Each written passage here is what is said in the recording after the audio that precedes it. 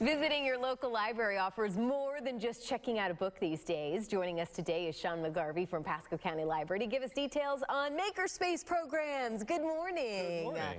This is so interesting. We talk about this, libraries, long are the days where you just went in to check out a book and go home. Absolutely. Case in point, there's a whole space literally that you guys have designated at one of your libraries where kids can just make stuff. Absolutely. Why was that important to a library to have that? Because what we discovered is that libraries are always about passing knowledge down to people. Yes. And these are skills that are somewhat in decline in our society these days, but people still want to learn how to do them. Yeah. They want to grab onto them, and they find it really interesting. So we gave them the space, we gave them the tools and the ability to do it, and luckily enough, the community has jumped right in. And they love it, right? Absolutely. The response has been awesome. Yes, ma'am, it has. So talk about your kind of space is called the Foundry, Yes, ma'am, and which library is this located at? Our first one is called the Foundry, and it's at Land O'Lakes Library on 2818 Collier Parkway out in Land O'Lakes, Florida in Pasco County. And what we did was we took the computer room from the library and we moved the computers out onto the public floor, and we devoted the space to arts and crafts and woodworking and building things. And can you be a little loud in the library when you're doing these things? I've been shushed by my own patrons before. So yes, and actually we luckily the room was sealed in. Okay. So the sound we have not got any complaints. Okay, good. All right. Hopefully there's no more to come. Well, you brought some examples of what kids and families are making. Let's start with this duck first, because we just had the toy makers on. Yes. I love that group. I had no idea that they were coming into the library teaching other kids how to make these toys. Yes, ma'am. One of the members of the toy makers comes in and he teaches kids and adults how to make the ducks, the toy cars, cows, which are really adorable. And they come in and they learn, start to finish. They draw the trace outlines, they cut them on the bandsaw. Yes, we have a bandsaw in the library.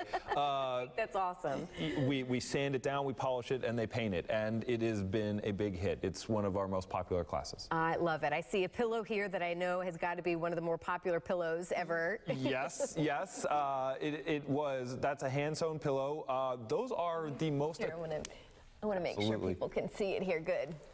Those are one of the most attended classes we have, is sewing classes, actually, because a lot of people don't have the skill but want to learn how to fix the button, how to sew the hem, how to fix their stuff.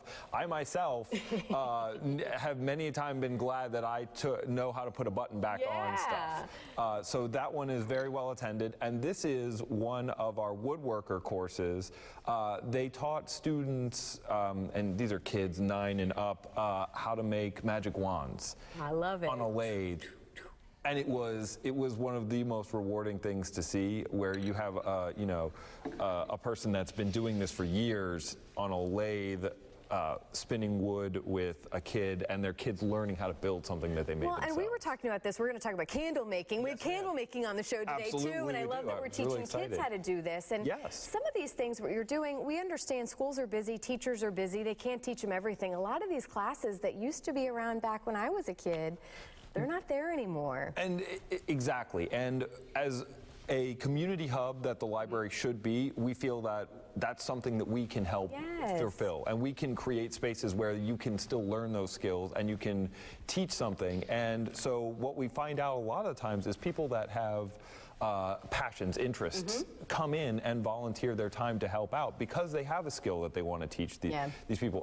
The woodworkers and the toy maker and the candle makers. And the candle makers. A lot of them, they're not paid. They volunteer their time because they get something great out of this, because they teach their skill to somebody else. Well, as we kind of wrap up here, and that's what a library, I think, is meant to be, is a community outreach kind of program, a little give and take, I think, which is awesome. If people want to find out more, I know there's a lot more going on. We just kind of scratched the surface of it. What would you have them do? How can they find out when a class that they're interested might be going on? So if they go to pascolibraries.org. And we'll make sure we put that on our website as well. Thank you. And if you go under the About Us section, there's a Foundry page, which gives schedules and times for the Foundry and for all classes coming up for the next 2 months, I believe. All right. Well, Sean, thank you so much. Thank you so much for having me. We appreciate you taking some time to come in this morning, and I hope families and kids get involved, because this is good stuff. It is. Thank you, Sean.